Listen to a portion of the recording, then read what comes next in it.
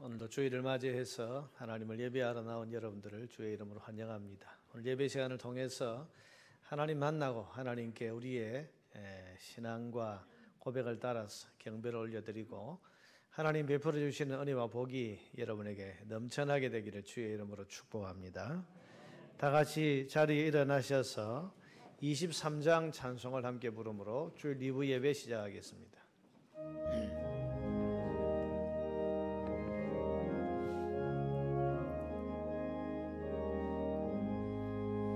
만입이 내게 있으면 그 입 다 가지고 내 구주 주시는 종을 늘 찬송하겠네.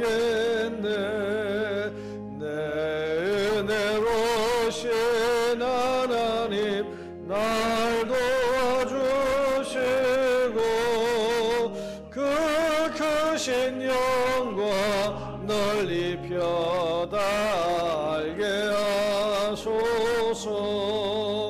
내 주의 귀한 이름이 날 위로하시고 이 귀에 음악 같으니 참 희락되도다. 내 죄의 권세 깨뜨려 그 결박 푸시고 이 추한 마음을 비로소 고정케 하셨네.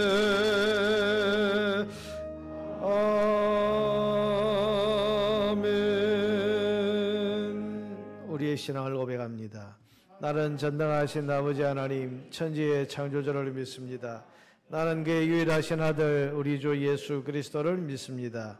그는 성령으로 잉태되어 동정녀 마리아에게서 나시고 본디오 빌라도에게 고난을 받아 십자가에 못 박혀 죽으시고 장사된 지 사흘 만에 죽은 자 가운데서 다시 살아나셨으며 하늘에 오르시어 전능하신 아버지 하나님 우편에 앉아 계시다가 거기로부터 살아있는 자와 죽은 자를 심판하러 오십니다. 나는 성령을 믿으며 거룩한 공교회와 성도의 교제와 죄를 용서받는 것과 몸의 부활과 영생을 믿습니다. 아멘. 살아계신 하나님, 주의 거룩한 날 예배해야 할 줄 알고 주의 백성들이 이곳으로 나와서 하나님을 예배하고 찬양합니다. 이 시간 이 자리에 임재하셔서 이 예배를 받아 주시옵소서. 영광을 받으시고 영광 나타내시며 은혜를 베풀어 주시옵소서. 예수님의 이름으로 기도하옵나이다. 아멘.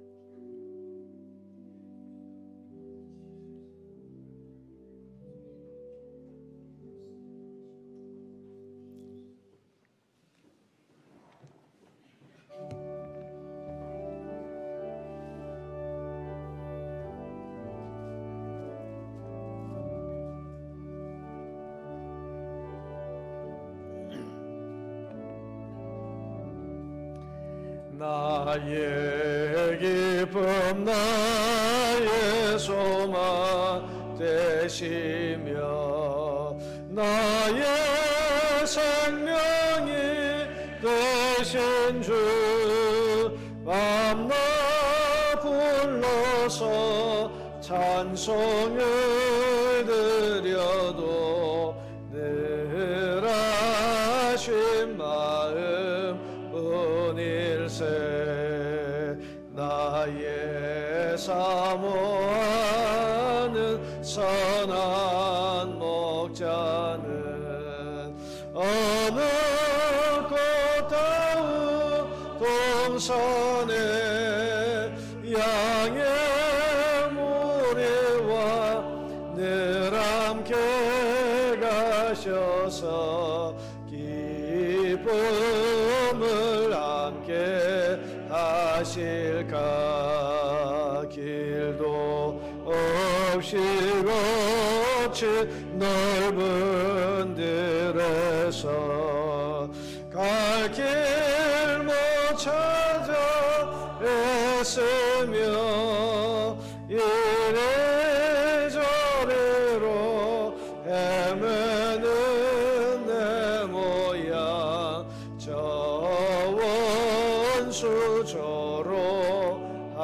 와도다 주의 자비롭고 화평한 얼굴 모든 천사도 반기며 주의 놀라운 진리의 말씀에 전지가 와도다 나의 진정 사모하는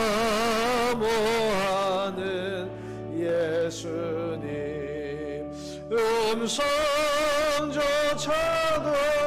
반갑고 나의 생명과 나의 참 소망은 오직 주 예수 뿐일세.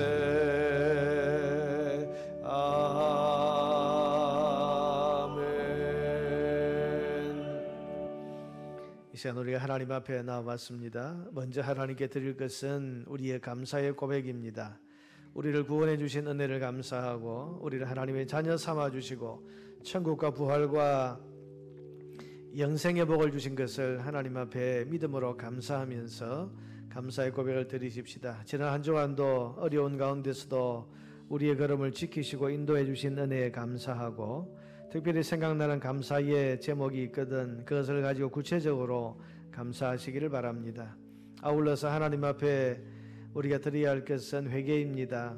십자가 앞에서 우리의 모든 죄를 다 씻어주신 주님의 보혈로 우리의 지난 주간의 삶의 모든 죄와 허물들을 회개하면서 씻어주시기를 정결하게 거룩하게 하셔서 하나님 앞에 나아갈 수 있는 의의 옷을 입혀주시기를 위해서 기도하시기를 바라고 또한 예배해 주실 은혜와 말씀을 위해서 기도하시기를 바랍니다. 또한 우리 사회가 겪고 있는 코로나19 사태가 속히 이제 종식되고 모든 일상이 회복되는 그 은혜를 하나님 허락하여 주시옵소서. 우리가 간절하게 또한 기도해야 할 것입니다. 다 같이 개인적으로 먼저 기도하겠습니다.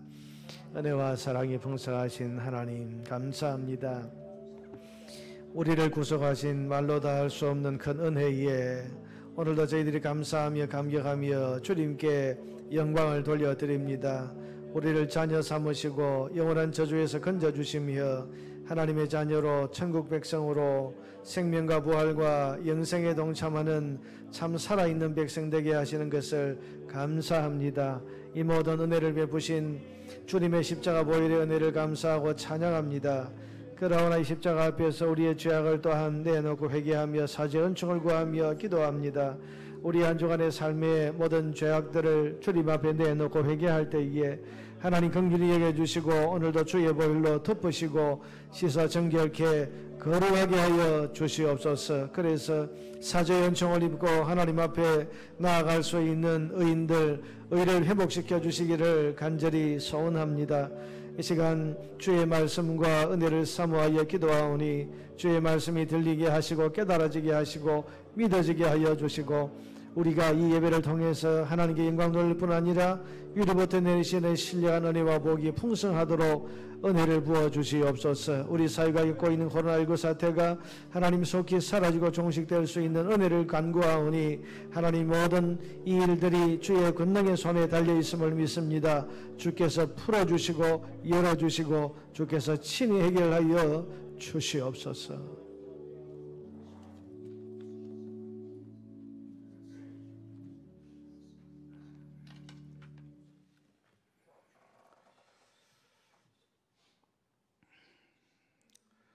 사랑하시는 아버지 하나님, 은혜를 감사드립니다.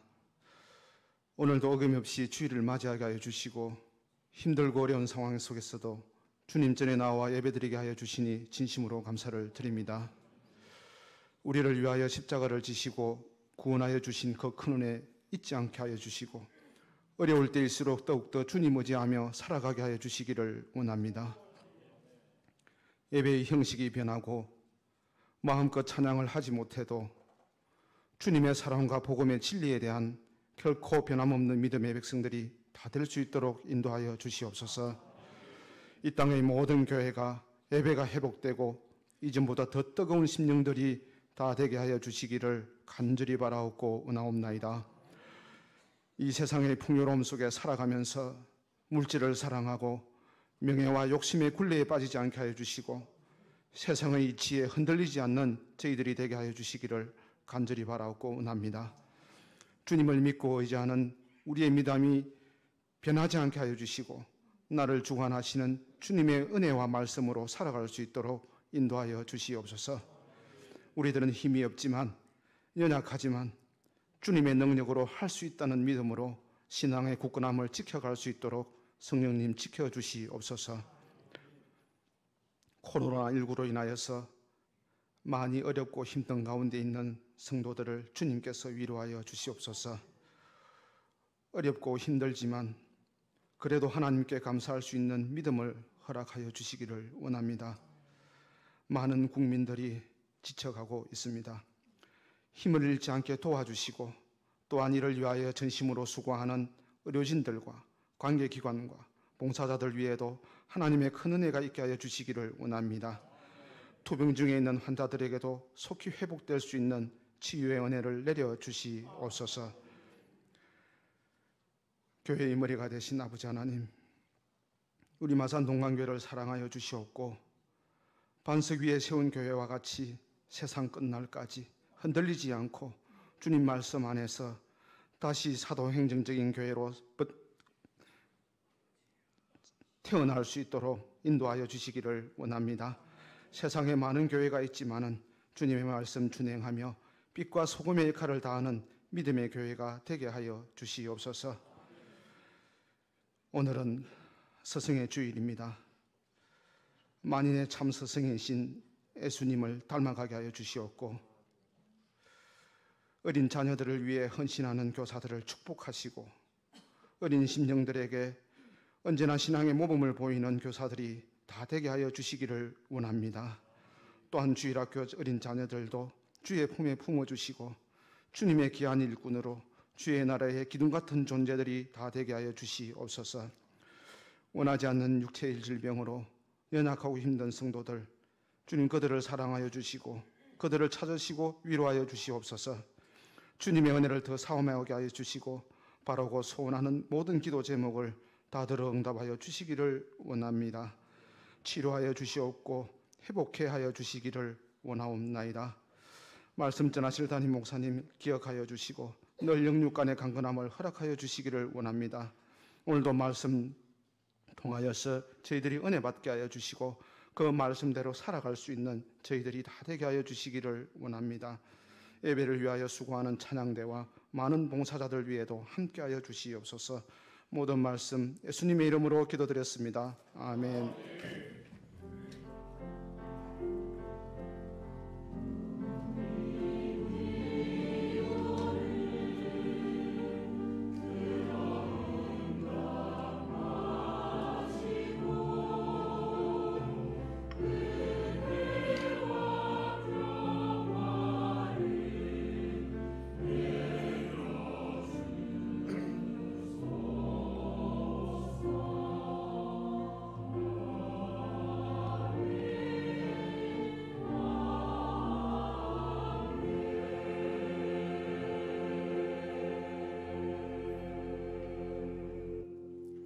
오늘 우리에게 주신 하나님 말씀은 신약성경 누가복음 24장 25절부터 35절까지 누가복음 24장 25절로 35절 말씀을 찾아서 교독하겠습니다.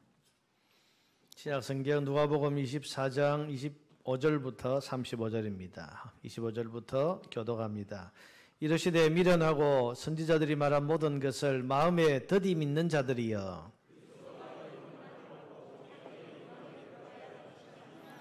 이에 모세와 모든 선지자의 글로 시작하여 모든 성경에 쓴 바 자기에 관한 것을 자세히 설명하시니라. 그들이 강건하여 이르되 우리와 함께 유하사이다. 때가 저물어가고 날이 이미 기울었나이다 하니 이에 그들과 함께 유하러 들어가시니라.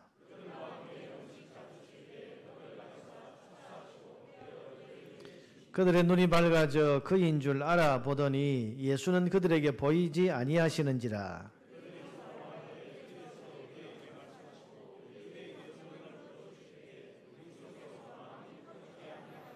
곧 그때로 일어나 예루살렘에 돌아가 보니 11 제자 및 그들과 함께 한 자들이 모여 있어 같이 읽습니다. 두 사람도 길에서 된 일과 예수께서 떡을 떼심으로 자기들에게 알려지신 것을 말하더라. 아멘.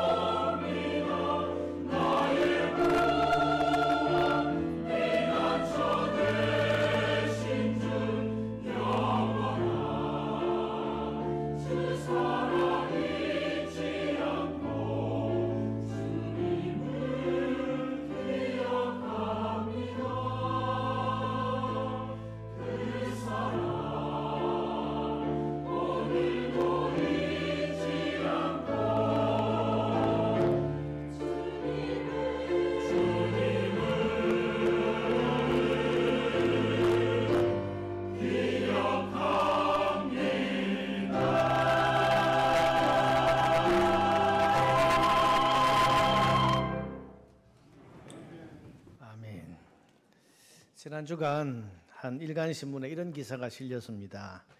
인류의 첫사람 아담에게 하와가 아니라 그 이전에 다른 여자가 먼저 있었다. 저는 이게 원래 무슨 우스개 이야기를 하려고 이런 이야기를 했나 싶어서 그 글을 읽어보았더니 이것은 그 신문사의 종교 전문 기자가 쓴 글이었습니다.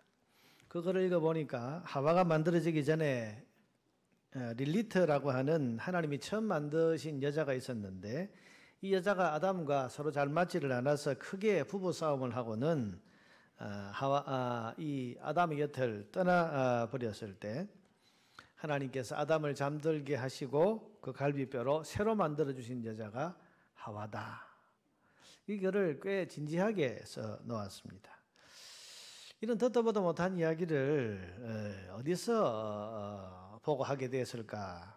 그래서 그 글을 봤더니 이 종교 전문 기자가 하는 말이 유대 전설에, 오래된 전설에 이런 이야기가 나온다는 겁니다. 그러면서 말하기를 어차피 성경은 고대 전설들을 모아서 짜집기한 것이기 때문에 전설이나 신화에 나오는 이야기도 성경과 같은 수준으로 보아야 한다. 그런 뜻으로 그 글을 쓰고 있었습니다. 제가 그 글을 보면서 참 마음이 답답하고 또 한심하기도 했습니다. 여러분 이제는 하다 성경을 소위 전설 따라 삼천리의 이야기 정도로 이야기하는 여러분 이런 사람이 우리나라 유력한 일간지의 종교 전문 기자라고 그럽니다. 이것이 어쩌면 우리 사회를 우리 사회가 기독교를 바라보는 그런 어떤 시각이나 수준이 아닌가 그런 생각을 해봤습니다. 여러분 성경을 믿지 않고 성경을 안 보고 성경을 신화 전설 정도로 이야기하는 사람이 유력한 신문의 종교 전문 기자로 그것도 기독교 전문 기자로 일을 하고 있습니다. 여러분 이런 사람이 교회와 신앙에 대해서 이런저런 이야기를 하면서 기사를 올리고 있습니다. 그리고 그 기사를 사람들이 보면서 기독교가 이런 거구나. 교회가 이런 거구나. 그런 생각을 하는 겁니다. 그러니 이게 얼마나 무책임한 일입니까? 성경을 모르고 성경을 안 읽는 사람이 쓴 글을 사람들은 기독교 전문가가 쓴 글이라고 읽고 있고 믿고 있다는 것. 이게 참 위험하다는 생각을 했습니다. 여러분 이런 사람은 종교 전문 기자 혹은 기독교 전문이라고 말할 수가 없죠.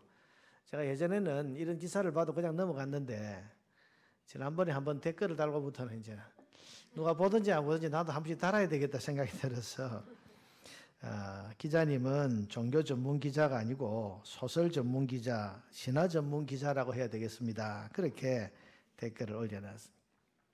여러분 성경을 안 보고 기독교 신앙에 대해서 이야기를 하는 사람을 우리가 기독교 전문 기자라고 말할 수 있겠습니까? 사랑하는 여러분, 성경을 모르고 성경을 읽지 않는 사람이 기독교 신앙에 대해서 마치 전문가인 것처럼 어떤 권위를 가지고 공개적으로 공식적으로 말을 해서는 안 되는 겁니다. 이건 우리 신앙을 심각하게 왜곡하는 겁니다. 우리 모든 신앙의 근거와 표준은 오직 성경 말씀에 있습니다. 믿으십니까? 여러분 이 말씀 속에 구원의 길이 있고 이 성경 속에 진리의 답이 있습니다. 이렇게 믿는 사람이 바로 기독교 신자인 겁니다. 그러므로 여러분 기독교 신자라면 성경을 읽어야 됩니다. 성경을 믿어야 됩니다. 성경을 읽지 않거나 성경이 아닌 다른 책이나 신화를 읽고 믿는 사람이 기독교 신자라고 말할 수는 없는 겁니다. 하나님께서는 성경 속에 우리의 인생과 구원에 대한 소중한 진리들을 다 담아 놓으셨기 때문입니다. 그러므로 하나님이 주시는 구원과 진리에 이르기 위해서는 반드시 성경을 읽어야 됩니다. 디모데후서 3장 15절 말씀은 이것을 우리에게 이렇게 가르쳐 줍니다. 성경은 능히 너로 하여금 그리스도 예수 안에 있는 믿음으로 말미암아 구원에 이르는 지혜가 있게 하느니라. 성경이 사람을 구원에 이르는 지혜가 있게 한다. 그렇게 선언하고 있습니다. 그렇습니다. 여러분 성경 속에 구원에 이르는 길이 있습니다. 그러므로 모든 신자는 성경을 읽어야 되고 성경 말씀을 들어야 되고 성경 말씀을 묵상해야 됩니다. 이번 코로나 사태로 인해서 2달간 우리가 교회 출입을 자유롭게 하지 못할 때 나름의 방식으로 그 신앙생활의 공백기를 메워 나간 분들의 이야기를 이제 종종 듣습니다. 어떤 분은 이 기간 동안 구약, 신약, 성경 전권을 한번 다 읽었다. 그래서 하루에 30장씩 40장씩 이렇게 꾸준히 앉아서 성경을 읽으니까 이 기간 동안 성경을 다 읽게 되었습니다. 그렇게 말하는 분이 있고, 또 어떤 분은 기왕 읽는 것 한번 써보자 그래서 이 기간 동안 성경 쓰기를 열심히 해서 지금 상당히 많은 분량을 손으로 기록을 했다. 그런 분들도 있습니다. 또 어떤 분은 새벽마다 문자로 보내오는 말씀 묵상을 읽고, 또 어떤 분은 아예 그 읽은 말씀을 손으로 옮겨서 써가면서 노트에 기록하고 성경 말씀을 깊이 묵상을 했다고 그럽니다. 이런 귀하지 않습니까? 이런 분들에게 복이 있기를 주의 이름으로 축복합니다. 이런 수고와 노력이 진리를 아는 데 이르게 하는 것이고 우리가 얻은 구원의 복을 더욱더 풍성하게 하는 것입니다. 성경을 알고 성경을 읽고 성경을 더 가까이 하는 저와 여러분 되기를 바랍니다. 그런데 이런 노력이 참 중요한 것이기는 하지만 단순히 성경을 읽거나 혹은 아는 것만으로는 사실은 구원의 진리에 이를 수는 없습니다. 오늘 본문이 그걸 우리에게 가르쳐 줍니다. 오늘 본문에 보면 예수님이 부활하신 이후에 엠마오로 내려가는 두 제자의 모습이 나옵니다. 얼굴에 슬픈 빛을 띠고 황급히 시골로 내려가고 있습니다. 여러분, 엠마오는 예루살렘이라고 하는 대도시에서 꽤 떨어진 저 시골, 오늘로 우리로 이야기하면 뭐 지리산 골짜기 좀 될까요? 아주 시골이라고 말할 수 있는데요. 자, 여러분 보세요. 예수님이 부활을 하셨습니다. 이 사람들은 예수님의 제자입니다. 그렇다면 예수님이 부활하신 이 마당에 그들의 얼굴이 왜 슬픈 빛을 띠겠습니까? 얼굴이 환해야 될 거 아닙니까? 주님이 부활하셨는데, 여러분, 그런데도 이들은 지금 슬픈 얼굴을 하고 있습니다. 그리고 주님이 부활하셨으면 주님의 제자로서 이들은 그 주님의 부활을 기뻐하면서 주님 곁에 가서 주님과 함께 이제 하나님 나라의 일을 이제 저희들에게 맡겨주십시오. 그러면서 부활의 소식을 전하는 일꾼이 되어야 했는데 이들은 오늘 본문에 보니까 슬픈 빛을 띠고 주님께서 계시는 예루살렘을 떠나서 엠마오 저 시골 구석으로 황급히 숨어 들어가고 있습니다. 왜 그런 것일까? 그 이유가 오늘 본문 25절에 나옵니다. 25절을 같이 읽읍시다. 이르시되 미련하고 선지자들이 말한 모든 것을 마음에 더디 믿는 자들이여. 주님께서 지금 이들이 예수님 부활을 보면 부활의 소식을 듣고 혹은 부활하신 주님이 이제 예루살렘에 계신데도 불구하고 슬픈 빛을 띠고 엠마오 시골 마을로 지금 숨어 들어가는 이런 모습을 보인 이유가 미련하고 선지자들이 말한 모든 것을 안 믿기 때문이다. 그렇게 지금 말씀을 하시는 겁니다. 여러분, 여기서 주님 말씀하신 선지자들이 말한 모든 것이라는 표현은 구약 성경을 가리킵니다. 여러분, 우리가 성경을 읽을 때 이 관용 표현을 잘 이해를 해야 성경을 이해하는 데 도움이 됩니다. 이스라엘 사람들은 구약 성경을 우리처럼 구약이라고 부르지 않고 모세와 선지자의 글, 그렇게 표현을 했습니다. 이런 모세도 선지자 중에 한 사람이기 때문에 통칭해서 그냥 선지자의 글 이렇게 부르기도 했습니다. 그러니 지금 예수님께서 선지자들이 말한 모든 것을 믿지 않는다, 이 말은 성경, 구약 성경을 믿지 않는 사람들이다, 지금 그런 뜻으로 하신 말씀입니다. 자, 여러분 보세요. 이 사람들은 분명히 예수님 제자라고 했습니다. 제자라고 소개하고 있습니다. 그리고 성경을 분명히 알고 읽었던 사람들입니다. 심지어 부활을 목격한 증인들의 생생한 증언도 들었던 사람들입니다. 그런데도 그들은 성경을 믿지 않았습니다. 더군다나 이들은 예수님 곁에서 가장 가까운 곳에서 적어도 3년을 함께 생활했던 제자들입니다. 그런데도 믿지 않았습니다. 심지어 오늘 본문에 보면 예수님이 지금 눈앞에 계신데도 불구하고 알아차리지를 못합니다. 여러분, 이것은 단순히 성경을 읽고 아는 지식만으로는 예수님을 모를 수 있고 또한 구원의 진리에 이르지 못할 수 있다는 것을 우리에게 보여주는 것입니다. 사랑하는 여러분, 그렇습니다. 성경 지식은 우리를 구원에 이르게 하지 못합니다. 신앙생활에 여러 가지 체험을 한다고 해서 그게 우리를 구원에 이르게 하지도 못합니다. 그리고 오래도록 익숙한 교회 생활을 했다고 해서 저절로 이것이 구원에 이르게 되지는 않습니다. 여러분, 이 사람들이 지금 예수님의 제자로서 동고동락하면서 지낸 시간이 얼마입니까? 최소 3년입니다. 그런데도 그런 생활이 저절로 그들을 구원과 진리를 아는 데 이르게 하지 못했다는 겁니다. 지금 눈앞에 예수님을 보고 있으면서도 이분이 누구신지를 알아차리지 못하고 있지 않습니까? 여러분, 이것은 아무리 예수님 곁에 가까이 있었어도 구원의 주님을 제대로 믿지 못하고 있었다는 것을 표현해 주는 것입니다.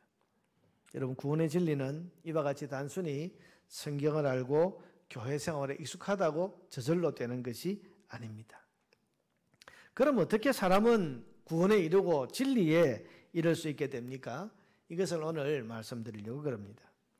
자, 여러분, 먼저 사람이 구원과 진리에 이르기 위해서는 이건 여러분 두말할 것도 없이 먼저 성경을 잘 알고 읽어야 됩니다. 이건 앞에서도 말씀드렸습니다만은 이걸 기본적인 전제로 하는 겁니다. 성경을 알지도 못하는데, 성경을 읽지도 않는데 어떻게 구원과 진리에 이르겠습니까? 우리가 구원과 진리에 이르기 위해서는 반드시 먼저 성경을 잘 읽어야 하고 제대로 읽어야 하고 들어야 되고 또한 알아야 되는 겁니다. 그런데 단순히 성경을 많이 읽고 아는 것만으로는 부족합니다. 그럼 뭐가 필요합니까? 이것을 위해서는 둘째로 성경을 풀어주실 좋은 스승이 필요합니다. 오늘 본문에 예수님을 한번 보세요. 27절입니다. 이에 모세와 모든 선지자의 글로 시작하여 모든 성경에 쓴 바 자기에 관한 것을 자세히 설명하시니라. 주님이 지금 가르쳐주고 계시는 거죠. 32절에도 보면 그들이 서로 말하되 길에서 우리에게 말씀하시고 우리에게 성경을 풀어주실 때에 우리 속에서 마음이 뜨겁지 아니하더냐. 그 결과로 31절에 그들의 눈이 밝아졌고 그인 줄 알아보게 되었다. 그렇게 말씀하고 있습니다. 자, 여러분, 27절에 있는 대로 모세와 모든 선지자의 글 그렇게 나오고 그 밑에 모든 성경, 이게 다 같은 말입니다. 모세와 선지자의 글, 이게 이제 성경, 구약 성경을 가리키는 말이죠. 성경을 주님께서 이 두 제자에게 풀어주실 때에 또 자세히 설명하셨을 때에 그들의 마음이 뜨거워졌고 눈이 밝아져서 예수님이신 줄을 알아보게 되었다. 여러분, 이게 구원입니다. 구원이 뭔 줄 아십니까? 예수님으로 알아보게 되는 것, 이게 구원입니다. 성경이 증언하고 있는 나사렛 예수, 이분이 하나님이 보내신 구원자 예수 그리스도라는 것이 믿어지고 알게 되고 알아차리게 되는 것이 구원이라는 말입니다. 여러분, 나사렛 예수라는 말과 예수 그리스도라는 말은 이게 다른 말입니다. 우리가 나사렛 예수라 그러면 소위 말하는 성경이 우리에게 기록해주고 있는 자연인 예수를 말하는 거죠. 자연인 하면 자꾸 산에 들어가서 사는 그런 사람 생각하면 안 되고 그냥 보통 명사로서 나사렛 예수. 그런데 이분이 누구시다고요? 예수 그리스도란 말은 하나님이 우리를 위해서 보내신 구원자. 그러니까 나사렛 출신의 이 예수라는 분이 하나님이 보내신 구원자라는 사실, 이것을 믿는 사람, 이게 믿어지는 사람이 바로 구원받는 사람이고 이걸 믿는 것이 바로 구원인 겁니다. 그러니 나사렛 예수를 예수 그리스도로 고백할 수 있는 것, 이게 바로 구원이라고 지금 말할 수 있는 겁니다. 그런데 여러분, 이 구원의 사건은 그냥 일어난 것이 아니고 성경을 주님께서 풀어주실 때, 성경을 자세히 설명하고 가르쳐 주실 때에 일어나게 되었다. 이렇게 오늘 성경이 우리에게 기록하고 있는 겁니다. 그러나 여러분, 성경을 읽는 사람은 반드시 성경을 배워야 됩니다. 성경을 풀어주고 성경 말씀을 자세히 가르치고 설명해주는 그 교훈을 받아야 하는 겁니다. 그런 점에서 우리가 구원과 진리에 이르기 위해서는 성경을 가르쳐줄 좋은 스승이 필요하다는 말할 수 있는 겁니다. 여러분, 사도행전 8장 27절 이하에 보면 이 비슷한 이야기가 나옵니다. 여기에도 성경을 읽고 있는 한 사람이 나오는데요. 에디오피아 사람, 곧 에디오피아 여왕 간다게의 모든 국고를 맡은 관리, 이 사람은 아마 에디오피아의 재무장관쯤 되는 사람이었던 것 같습니다. 여러분, 솔로몬 시대에 이 에디오피아 지역에 하나님 섬기는 신앙이 시바 여왕을 통해서 가게 됐고, 그래서 아마 이 에디오피아에서는 예전부터 예루살렘 성전에 하나님을 예배하러 이렇게 사람들이 종종 올라왔던 것 같은데 이 내시가 그런 사람입니다. 이게 내시라고 나와 있지만 사실은 장관입니다. 재무장관이 여기에 예배하러 예루살렘에 왔다가 돌아가는 길에 자기가 탄 술에 의해서 이사야서 성경을 읽고 있었다. 그렇게 이 사도행전 8장에 기록이 되어 있습니다. 그런데 여러분 빌립 집사가 그 곁에 성령 인도하심을 받아서 갔더니 이사야서를 읽고 있는데 그 뜻을 도무지 모르는 것 같아요. 그래서 묻습니다. 30절에 보니까 8장 30절에 빌립이 달려가서 선지자 이사야의 글 읽는 것을 듣고 말하되 읽는 것을 깨닫느냐 알고 있냐 그렇게 물었더니 대답하되 지도해 주는 사람이 없으니 어찌 깨달을 수 있느냐 하고 지도해 주는 사람이 없다. 가르쳐 주는 사람이 없다. 풀어줄 사람이 없다. 그래서 나는 이 말씀의 의미를 알 수가 없다. 그러고는 이것을 물어보는 빌립에게 뭔가 있을 것 같으니까 청해서 수레에 올라 같이 앉아라. 빌립이 입을 열어 이 글은 선지자의 글에서부터 이사야의 글에서부터 시작해서 예수를 어떻게 했다고요? 가르쳐서 예수님에 대해서 가르쳤다. 그리고 복음을 전했다. 그랬더니 그가 예수를 믿고 그 자리에서 세례를 받겠다고 해서 세례를 받았다. 이렇게 사도행전 8장에 기록이 되어 있는 겁니다. 여러분 지도해 주는 사람이 없으면 성경이 있어도 깨닫지 못하는 거죠. 그런 지도해 주는 사람이 있어야 합니다. 사도행전 17장 1절에서 3절에도 보면 바울이 데살로니가 지역에 전도를 하러 갔더니 거기에 아볼로라고 하는 사람이 미리 복음을 이제 성경을 가르쳐 주었습니다. 아볼로는 굉장히 뛰어난 성경 지식을 가진 사람입니다. 이 사람이 이제 거기에 갔더니 아닙니다. 여기는 데살로니가 지역입니다. 죄송합니다. 데살로니가 갔더니 거기에서 바울이 자기의 관례대로 안식일에 성경을 가지고 강론을 하고 뜻을 풀었다. 뜻을 풀어주었다. 여러분 그랬더니 그리스도가 해를 받고 죽은 자 가운데서 다시 살아나야 할 것을 정한. 여러분 이 성경이 어떤 성경일까요? 구약 성경이지. 신약 성경은 아직 써지지 않을 때입니다. 그러니까 구약 성경의 뜻을 풀어주어서 그리스도가 해를 받고 죽은 자 가운데서 다시 살아나야 할 말씀들을 깨우쳐 주었다. 그리고는 이 예수가 곧 그리스도시다. 이렇게 전파했더니 이 데살로니가의 그 결과로 교회가 생겨난 것입니다. 자, 여러분 우리는 그러므로 성경을 배워야 됩니다. 누군가의 가르침을 받아야 됩니다. 우리가 읽는 성경은 누군가가 풀어주고 자세히 설명해 줘야 되는 그런 말씀입니다. 혼자서 알려고 하면 안 되고 혼자서 풀려보려고 하면 안 됩니다. 베드로후서 1장 20절에는 이것을 경고하고 있습니다. 먼저 알 것은 성경의 모든 예언은 어떻게 사사로이 풀 것이 아니다. 사사로이라는 말은 혼자서 자기 마음대로 자기 생각대로 풀어서는 안 된다는 것입니다. 그럼 어떻게 풀고 어떻게 해석해야 됩니까? 그것이 바로 좋은 스승이 풀어주고 좋은 스승이 가르쳐준 대로 해석을 해야 됩니다. 그럼 우리에게 성경을 풀어주고 성경을 가르쳐주시는 좋은 스승이 누구십니까? 일부 때도 조용해서 혹시 목사님 이렇게 대답을 할까 봐 제가 빨리 그 입을 막았습니다. 우리에게 성경을 풀어주고 성경을 가르쳐 주시는 진리의 스승은 바로 예수님이십니다.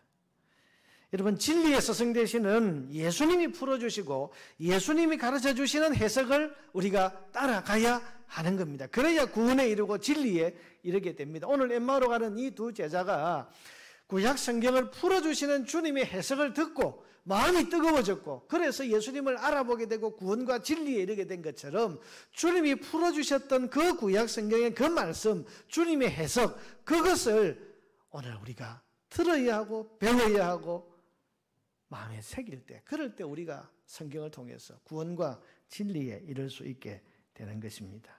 그러니 성경을 읽는 모든 사람은 예수님께 배우고 예수님의 가르침을 받아야 됩니다.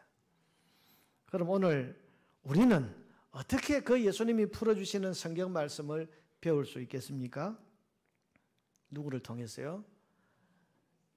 이것도 목사님 이렇게 나올까 봐서 제가 빨리 입을 막았습니다. 물론 목사를 통해서 배웁니다만은 근본적으로는 교회를 통해서 우리는 배우는 것입니다. 여러분 마태복음 28장 19절 20절 말씀에 보면 주님께서 제자들에게 하신 마지막 명령이 나옵니다. 그러므로 너희는 가서 모든 민족을 무엇으로 삼으라? 제자로 삼으라. 신자로 삼으라고 말하지 않고 하필이면 제자로 삼으라. 그렇게. 제자는 여러분 어떤 사람을 제자라고 그럽니까? 배움받는, 가르침받는, 스승에게 가르침받는 사람을 제자로 이렇게 부르는 겁니다. 주님께서 제자로 삼으라고 특별히 말씀을 하신 이유가 뭐겠습니까? 제자는 어떤 사람인가? 거기 세 가지로 나오죠. 아버지와 아들과 성령의 이름으로 세례받은 사람. 그리고 내가 너희에게, 예수님이 이 제자들, 12제자에게 분부한 모든 것을 가르쳐서 지키게 하는 사람. 자, 이런 보세요. 지금 주님께서 마지막으로 주신 명령이 뭐냐 하면 제자를 삼으라. 제자는 스승께 배운 사람을 말합니다. 그럼 제자 삼으라는 이 말은 누구의 제자를 삼으라는 겁니까? 예수님의 제자를 삼으라. 그럼 스승이 누구십니까? 예수님이십니다.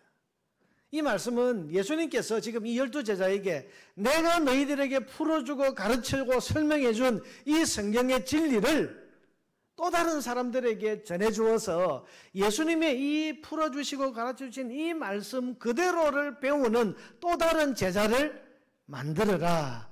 그렇게 우리가 이 말씀을 이해할 수 있는 겁니다. 여러분, 제자를 삼으라는 것은 제자들, 너희들의 제자를 삼으라는 게 아니고 예수님의 제자를 삼으라는 겁니다. 이 말은 예수님이 가르쳐 주신 그 말씀, 예수님이 풀어주신 그 해석, 예수님께서 구약 성경을 예수 그리스도 중심으로 풀어주신 이 진리를 너희가 배웠으니 이 진리를 그대로 또 다른 사람들에게 전수해주고, 그래서 그 사람도 예수의 제자가 되게 하고 그 사람들이 또 다른 사람에게 또 전수해서 그 사람도 예수의 가르침을 그대로 이어받는 제자가 되게 하고, 그래서 예수님이 풀어주시고 가르쳐주신 이 말씀이 계속해서 전해지도록 그렇게 하라고 하는 이 말씀을 지금 명령으로 주신 것입니다.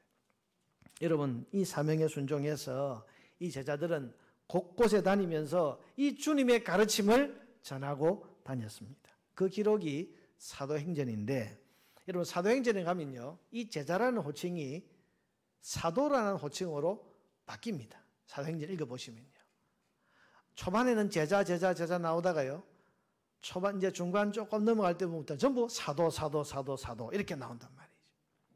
제자 베드로가 사도 베드로가 되고 이렇게 나옵니다. 왜 그런가? 여러분, 사도라는 말은 이 헬라 아포스톨로스라는 말을 번역한 말인데 보내심을 받은 자, 그런 말입니다. 어떤 사명을 가지고 보냄을 받았다는 거예요.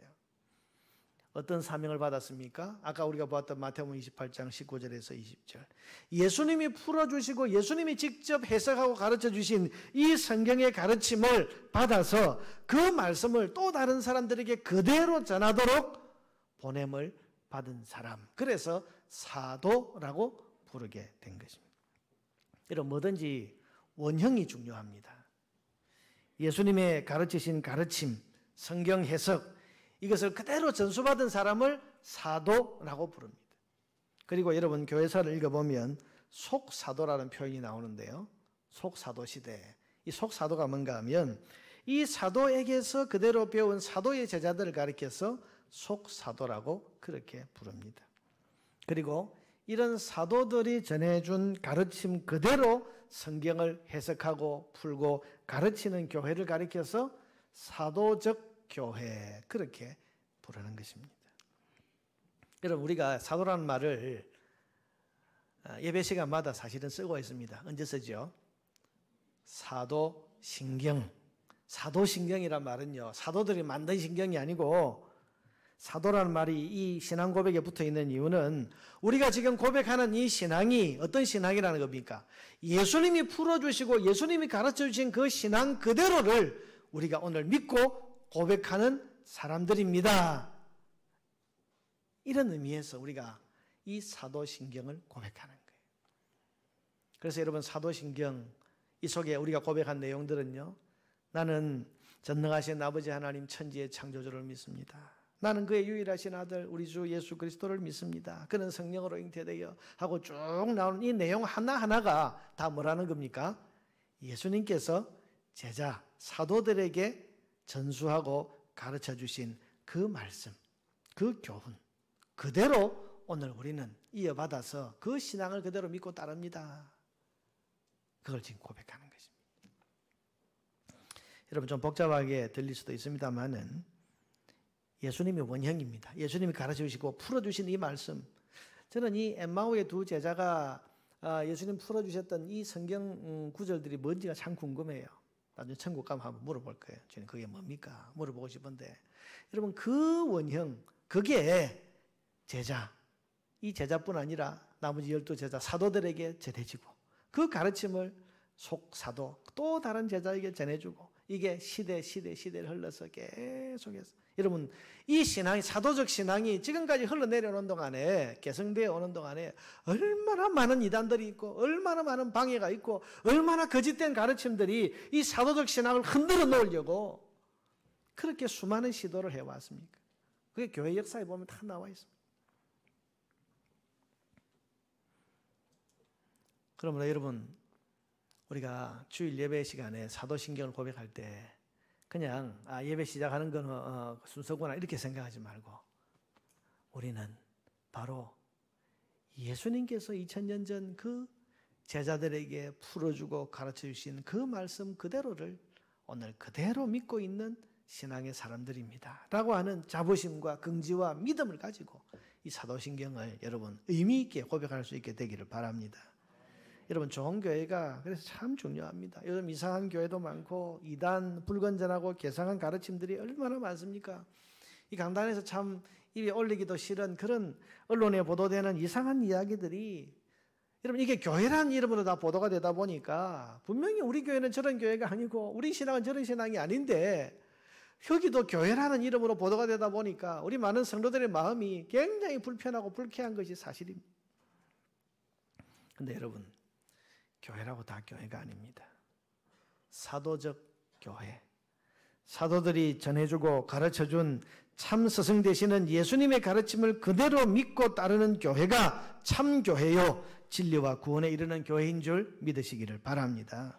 신천지 같은 이단들은요 이렇게 말합니다. 사람들을 유혹할 때 지금까지 한 번도 들어보지 못한 새 교훈, 새로운 예수를 가르쳐준다. 그러면서 사람들에게 유혹을 합니다. 여러분 이건요 내용을 들어볼 것도 없이 이단입니다. 한 번도 들어보지 못한 새로운 이야기를 하는 게 이게 정통교회 좋은 교회가 아니고요.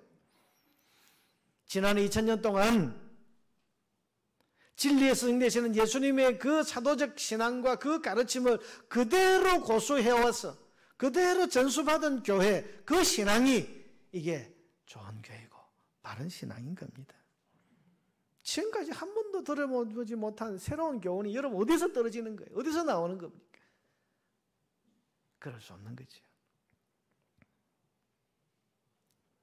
진리의 스승 되시는 예수님께서 그 제자들에게 가르치시고 풀어주신 말씀이 정통이고 참 진리고 그 사도들이 전해준 그 신앙과 그 가르침이 바른 신앙이고 우리를 구원과 진리에 이르게 하는 신앙이라는 사실을 반드시 믿으시기를 바랍니다.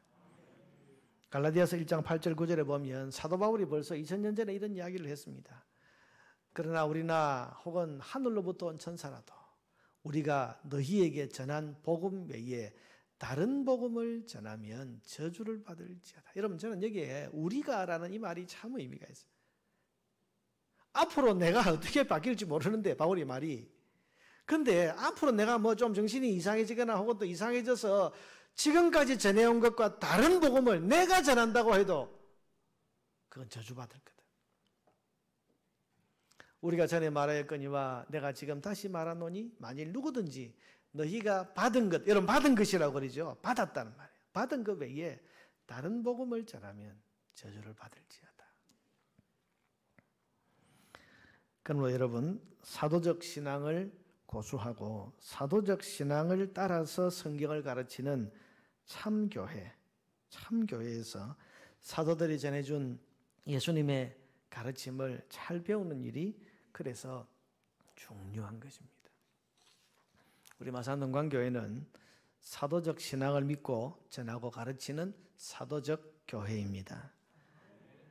우리 교회 강단에서 풀어주고 전하고 가르치는 성경 말씀을 예수님이 가르치신 그 진리인 줄로 믿고 이 가르침대로 믿고 따를 수 있는 여러분 되기를 바랍니다. 특별히 우리 교회의 주일학교 선생님들이 많습니다. 오늘 스승의 주일인데 주일학교 선생님들은 작은 목사요, 아이들에게는 작은 목자입니다. 이분들이 뭘 가르칩니까? 성경을 가르칩니다. 그런데 성경을 가르치되 자기 생각으로 가르치면 안 되고 이 사도적 신앙을 따라서 하나님 말씀을 풀어주고 자세히 설명하면서 여러분 그렇게 전수되어야 우리 아이들도 구원과 진리에 이르는 참 신앙을 소유할 수 있지 않겠습니까? 그러니 주일학교 선생님들을 위해서 여러분 축복하고 위해서 기도 많이 해 주시기를 바랍니다. 두 번째로 예수님이 참 스승이실 뿐만 아니라 우리에게는 또 한 분의 스승이 계십니다. 성령님이십니다. 여러분 성경은 지식으로 풀리지 않습니다. 성령이 스승 되셔야 진리가 풀리고 열리게 되는 겁니다. 사도행전 9장 17절에서 18절에 보면요. 사도 바울이 성경을 많이 아는 사람, 구약 성경에 대해서 그야말로 지식적으로는 최고의 지식을 가졌는데 예수님 중심으로 이것을 해석하지 못하고 풀지를 못하니까 예수님을 핍박하고 예수 따르는 사람들을 잡아가두는 그런 일을 했단 말입니다. 그런데 다메섹 도상에서 예수님께서 그를 만나 주시고 아나니아라는 사람을 그에게 보내셔서 이렇게 하십니다. 예수께서 나를 보내어 너로 다시 보게 하시고 성령으로 충만하게 하신다 하고 성령을 부어주었더니 즉시 사울의 눈에서 비늘 같은 것이 벗어져서 다시 보게 된지라 일어나 세례를 받았다. 세례받았다는 것은 예수님을 확실히 믿게 되었다는 이야기인데 눈에서 비늘 같은 것이 벗어졌다. 무엇이 임했을 때? 성령이 임했을 때. 사람의 눈에서 비늘같이 영적으로 가려진 것들을 벗어지게 해서 진리를 바로 보고 예수님을 바로 볼 수 있게 해주시는 분이 성령님이십니다.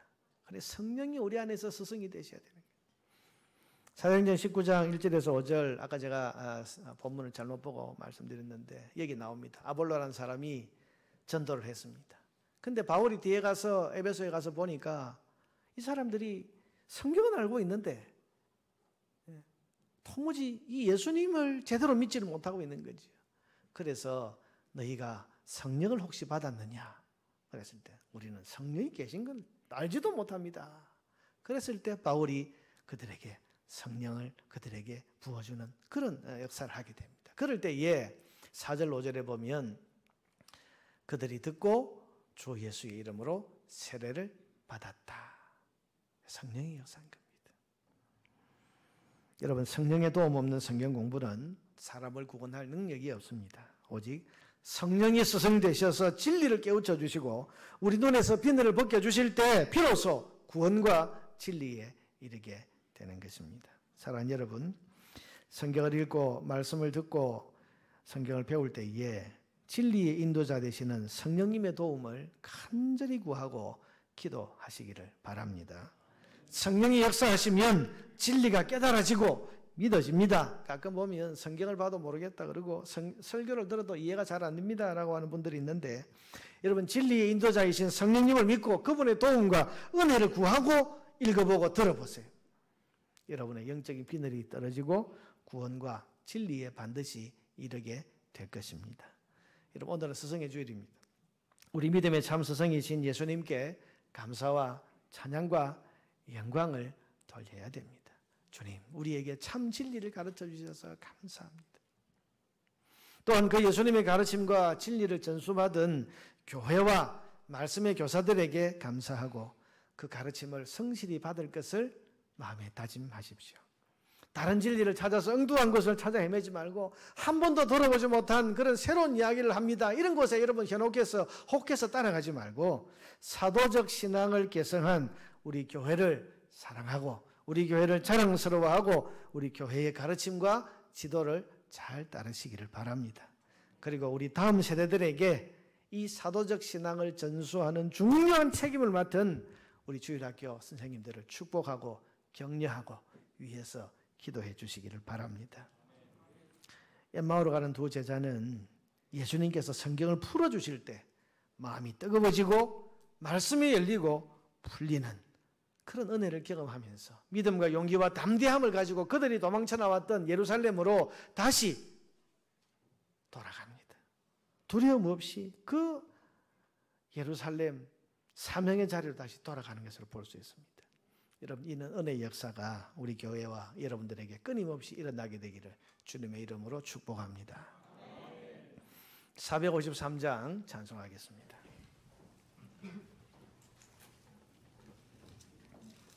(453장입니다)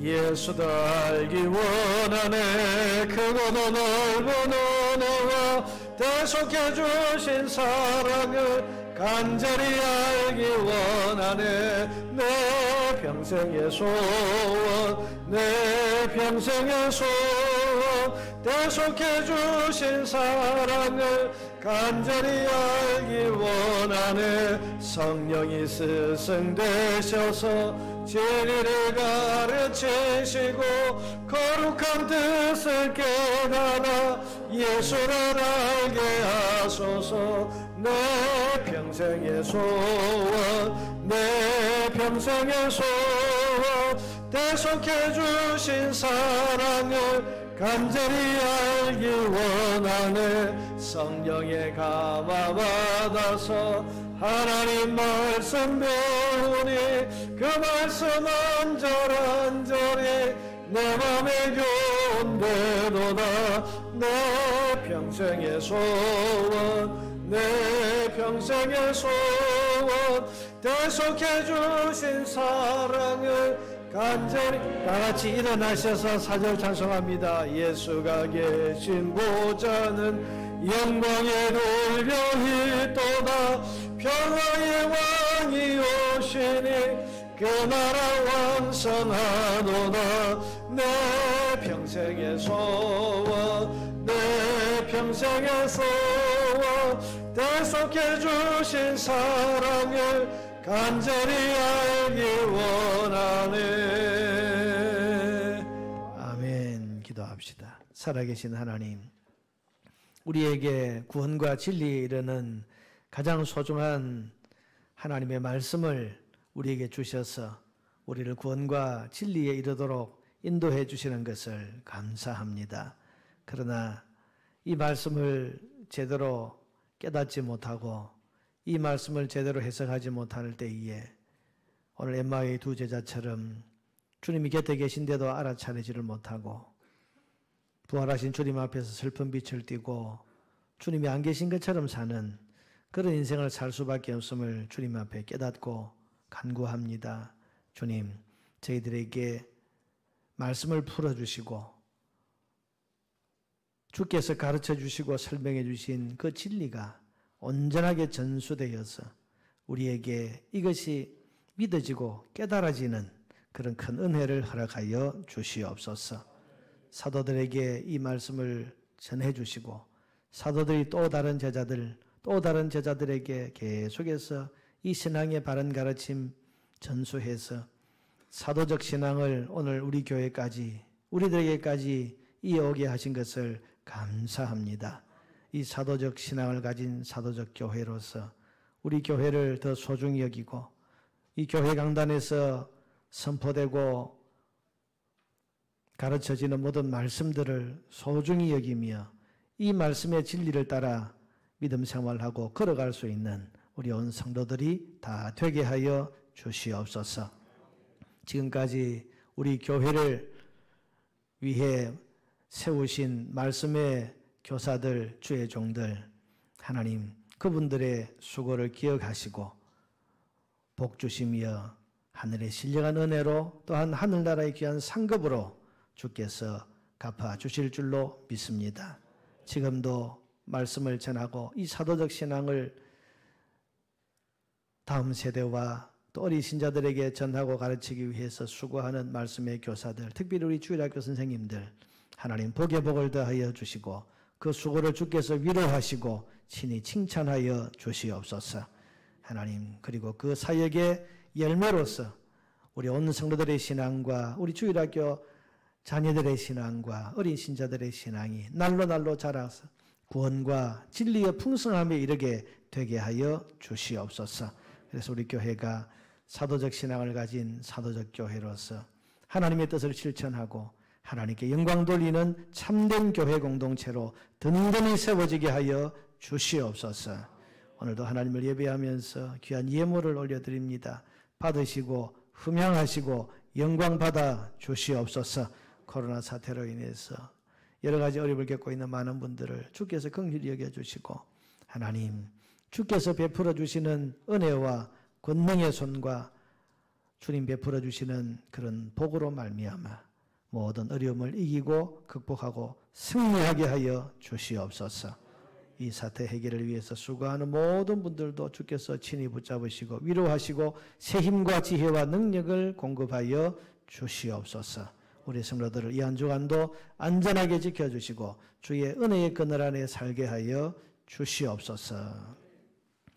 주 예수 그리스도의 은혜와 하나님의 사랑과 성령님의 충만하심과 교통하심과 위로하심이 진리의 말씀을 온전히 붙들고 진리 가운데로 나아가 살아가기를 소원하고 다짐하는 모든 주의 백성들 머리 위에 지금부터 영원토록 함께 있을지어다. 아멘.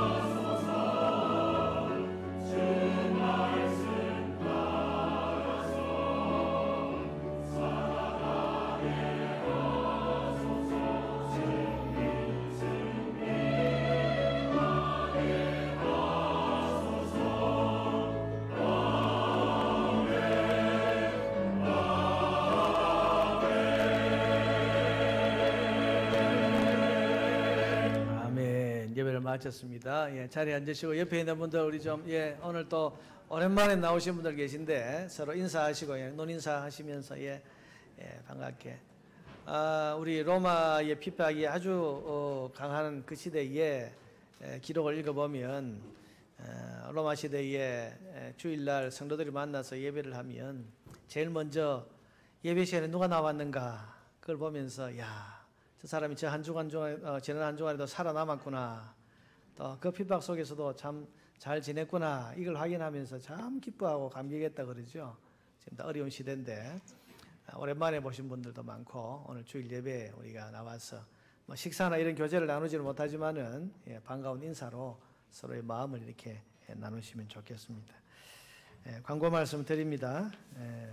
새벽 묵상 말씀 문자 신청을 지난주에 받았더니 많은 분들이 신청을 하셔서 그분들에게는 지난 월요일부터 매일 아침 7시에 말씀이 계속 발송이 됐습니다.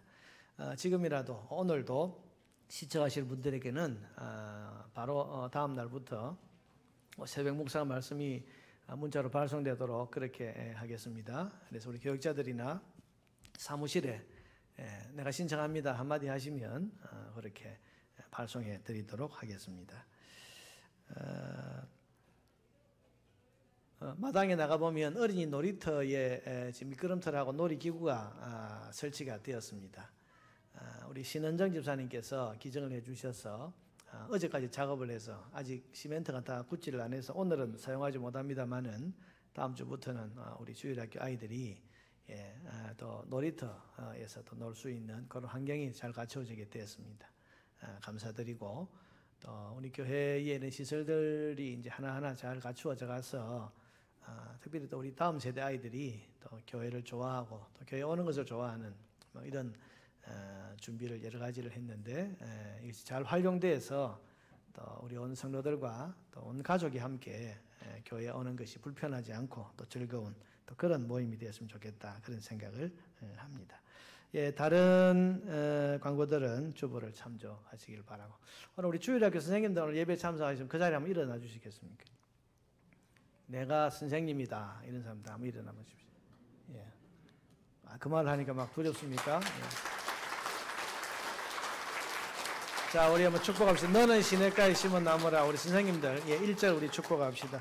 우리 선생님들의 수고를 하나님께서 기억해서 복 주실 겁니다. 너는 시냇가에, 우리 선생님들의 수고에 하나님께서 은혜와 복을 베풀어 주실 겁니다. 하나님의 사랑 안에, 님의 사랑 안에 믿음 뿌리 내리고 주의 뜻대로 항상 다시 일어나셔서 2절로서 모두 축복합시다. 시절을 쫓아 구원의 열매를 맺으며